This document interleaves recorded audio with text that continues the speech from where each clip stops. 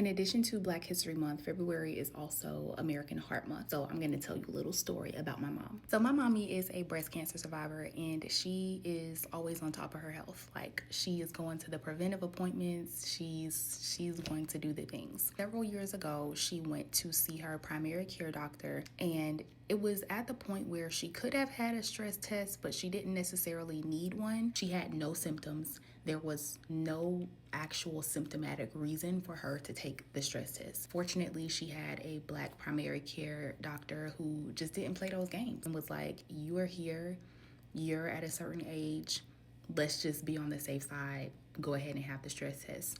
Came back that she had over a 90% blockage in her left main coronary artery, the type of blockage that can lead to a widowmaker or heart attack. Obviously, it was determined that she needed surgery to open up that artery. Every member of her care team, from diagnosis to bypass surgery to recovery, was just surprised. They're like, but you're so young, but you're so healthy, you don't have other chronic illnesses, like, what you doing here? Again, had it not been for that doctor who happened to be a Black woman, my mom might not have had a stress test at all, and we might be having a very different conversation. So that surprise was kind of warranted, but the statistics make it clear. Heart disease continues to be the leading cause of death for women in the US.